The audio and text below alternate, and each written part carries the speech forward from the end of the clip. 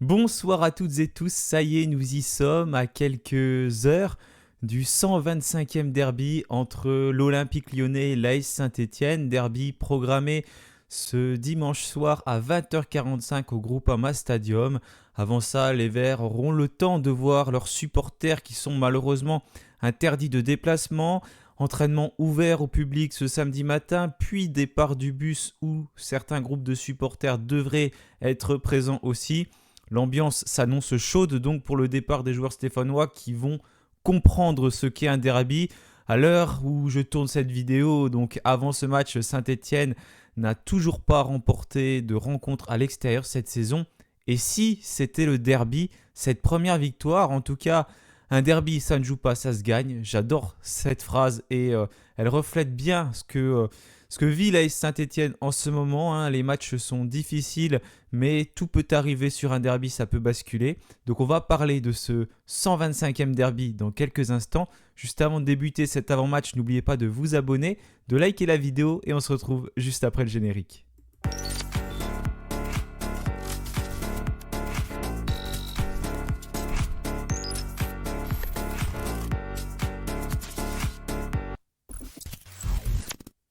Avant de débuter cette vidéo, je viens de voir que une légende de l'AS Saint-Étienne nous a quittés, Rachid Mekloufi. Donc je tenais à lui rendre hommage, hein, en introduction de cette vidéo.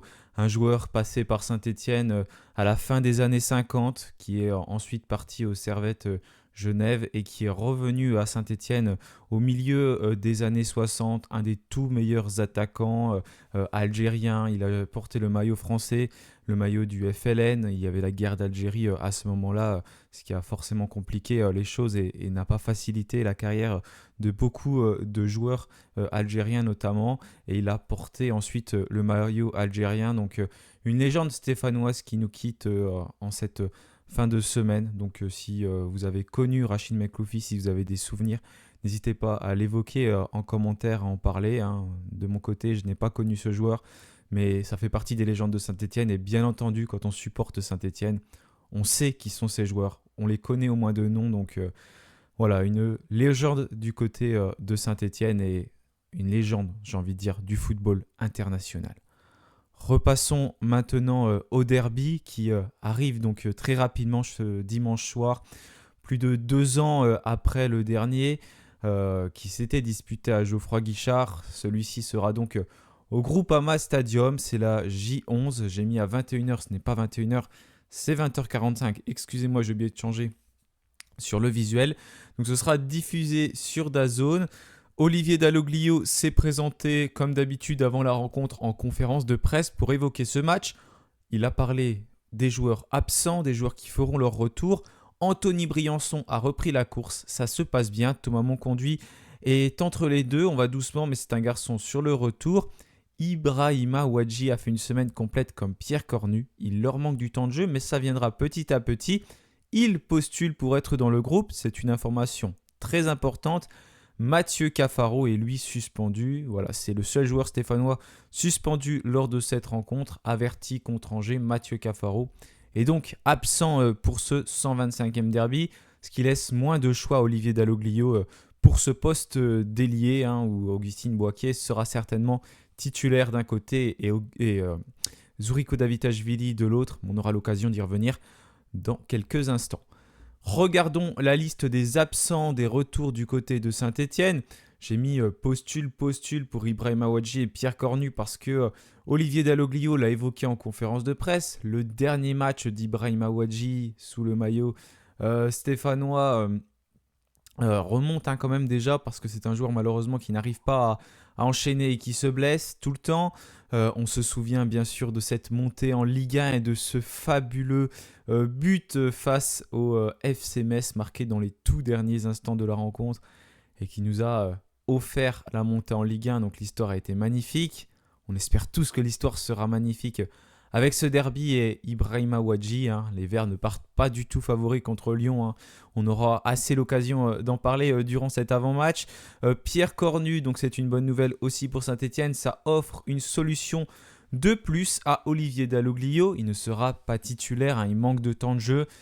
Et j'ai envie de dire, c'est difficile de le mettre titulaire aujourd'hui, tant Léo Petro a gagné sa place, présent d'ailleurs en conférence de presse, même si ça veut rien dire, hein, parce qu'Apia était présent l'autre fois. Voilà, des fois quand des joueurs sont là, ils ne jouent pas, mais en tout cas, Léo Petro a lui bien gagné sa place depuis quelques matchs. Thomas Monconduit, donc sur le retour, Anthony Briançon aussi.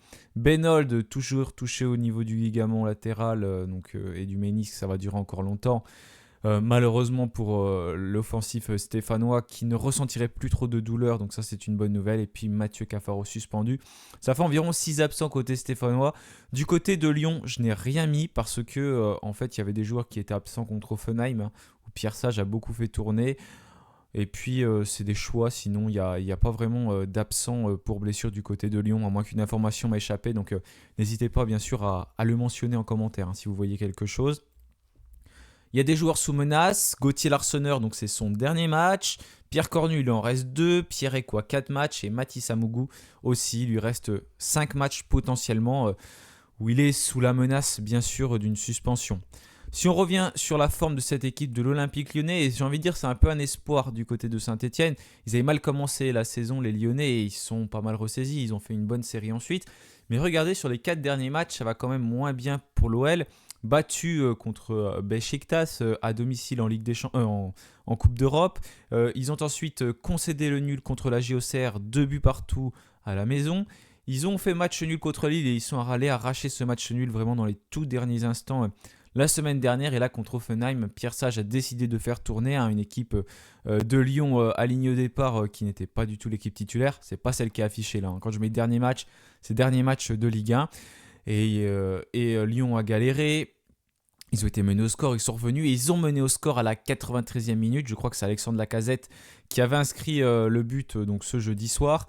Et ensuite, l'équipe d'Offenheim, je n'ai pas vu le match, est revenue dans les tout derniers instants et a égalisé. Donc Lyon ne s'est pas imposé face à Offenheim. Ça aurait été le coup parfait pour eux. Heureusement, ça permet qu'ils ne prennent pas trop confiance avant ce derby. Et du coup, Lyon reste quand même sur 4 matchs sans s'imposer. Donc c'est une donnée à prendre en compte. Le derby est un match bien évidemment particulier, mais on voit des équipes comme Auxerre qui ont été capables de rivaliser. Donc ça donne quand même malgré tout bon espoir, même si voilà, je sais que ça va être très compliqué. J'en doute pas du tout. Mais il ne faut pas partir défaitiste avant un match bien évidemment. Et on attend le retour du derby. Donc il va falloir y aller. C'est le derby. Les joueurs ils vont devoir être très très chauds sur le terrain. Lyon, c'est une équipe qui a toujours l'habitude de beaucoup marquer. 17 buts, 15 buts encaissés. Ils en encaissent quand même. À domicile, c'est pas non plus la grande forme. 2 victoires, 1 nul, 2 défaites. 2 victoires, 2 nuls, 2 défaites à l'extérieur. Donc ils sont à peu près réglo sur ce point-là.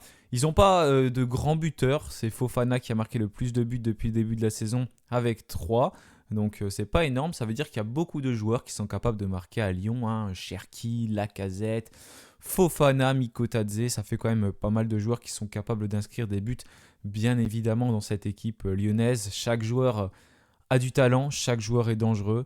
Mais en fait, Lyon, c'est un peu difficile d'évaluer parce qu'ils peuvent sortir des matchs extraordinaires, quand ils peuvent avoir des matchs très compliqués ou des périodes extraordinaires dans un match et après, ça ne va plus du tout. Donc c'est toujours très très compliqué d'évaluer en tout cas cette équipe entraînée par Pierre Sage de l'Olympique Lyonnais et qui pour l'instant est quand même très bien au classement à la 6e place avec 15 points. Mais ce championnat de Ligue 1 est malgré tout très serré parce que nous, on n'est pas si loin que ça de l'Olympique Lyonnais. Regardez le classement, on a 10 points. 10 points, ça fait 5 points de moins que Lyon. C'est pas si énorme que ça en 10 journées de jouer malgré tout.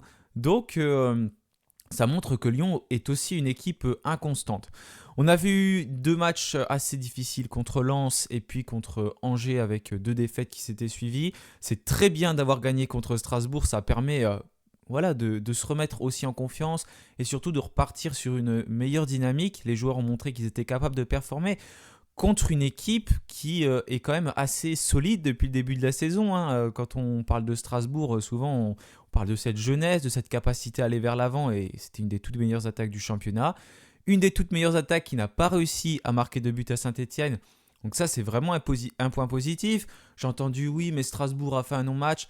Oui, ok, je veux bien, ils ont peut-être un petit peu raté leur match aussi. Mais il faut aussi mettre en avant la qualité de l'équipe stéphanoise sur cette rencontre-là. Parce que j'ai l'impression que quand on s'incline, c'est parce qu'on a été nul, et quand on gagne, c'est parce que l'autre équipe n'a pas été bonne. Non, il faut aussi se dire qu'on a des qualités, on a réussi à faire des choses contre Strasbourg, on a gagné 2-0, on n'a pas été si embêté que ça, c'est parce qu'on a réussi à jouer le jeu, et bravo à cette équipe de Saint-Étienne. Parce que Strasbourg nous aurait battus, on aurait dit...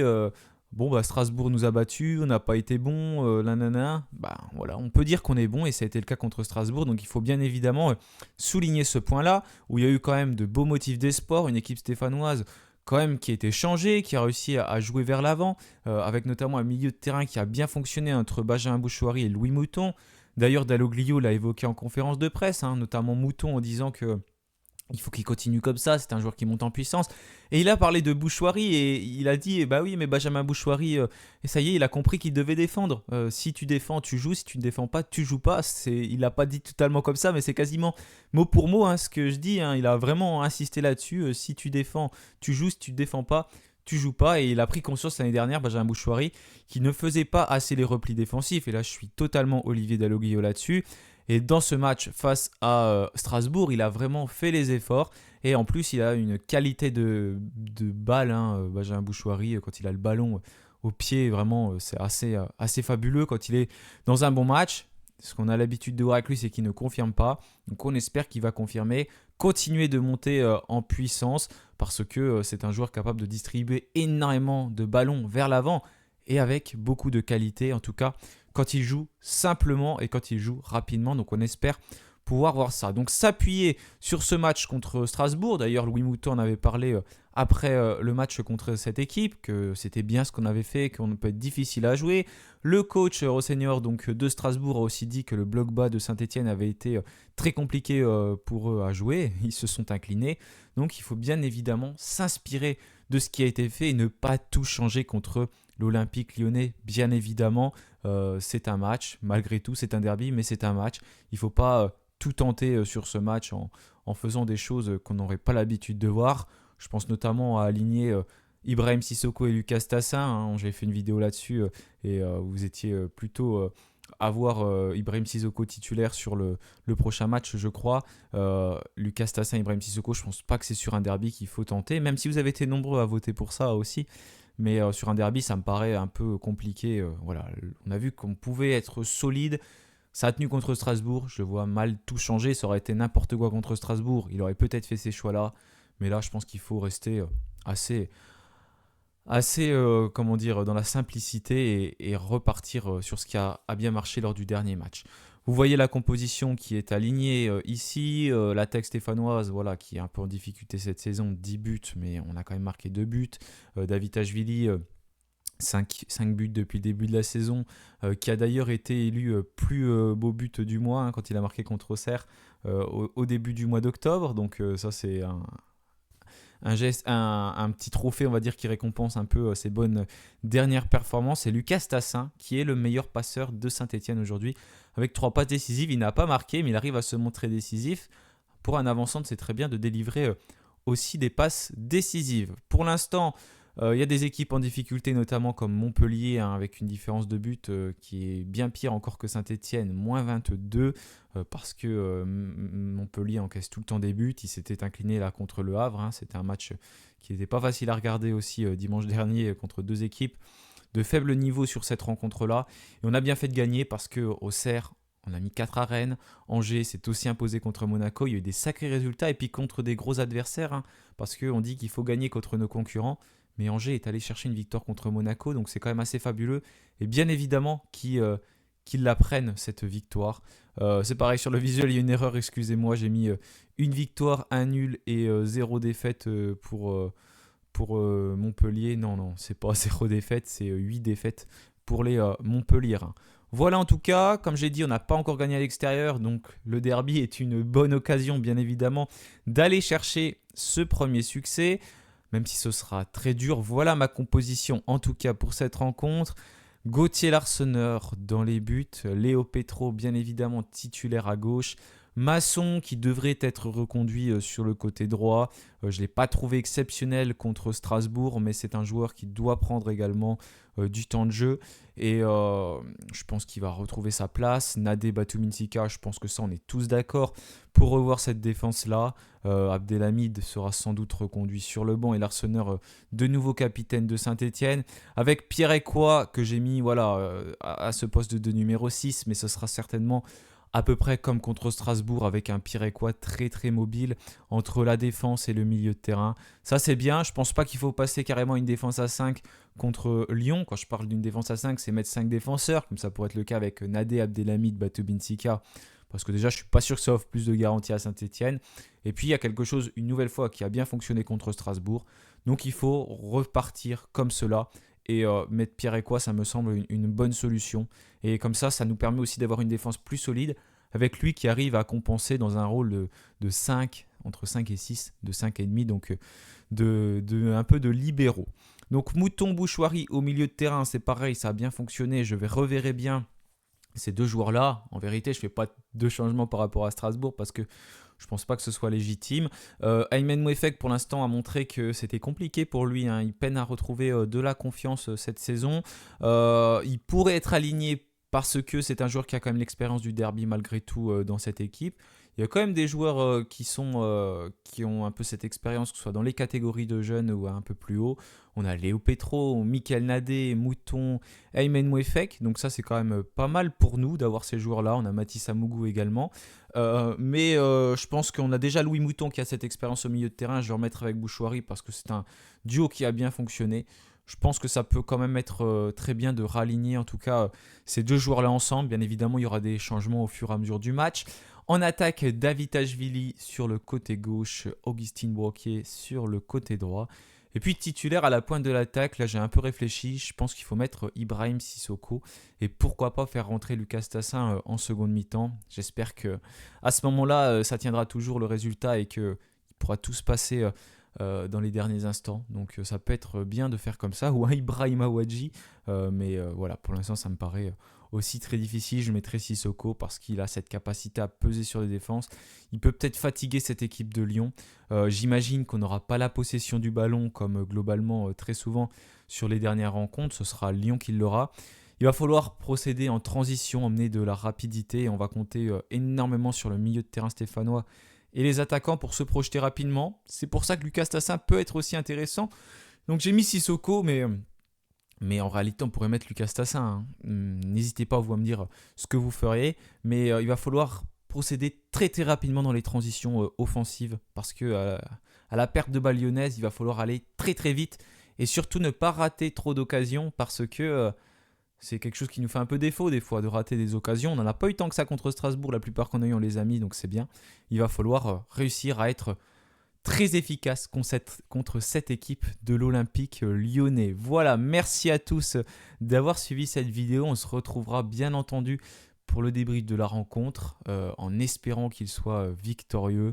J'ai hâte de voir les images demain de l'entraînement et dimanche du départ du bus. N'hésitez pas à y aller si vous êtes sur Saint-Etienne parce qu'il faut encourager ces joueurs et leur montrer ce que c'est le derby parce qu'on a un vrai rôle à jouer. Donc je compte sur vous, bien évidemment, mais je n'ai pas besoin de vous le dire. Je sais que si vous êtes présents, vous allez bien évidemment y aller. Merci à tous. N'oubliez pas de vous abonner, de liker la vidéo. Et puis, bien évidemment, allez les Verts. Et puis, on croise les doigts pour ce 125e derby.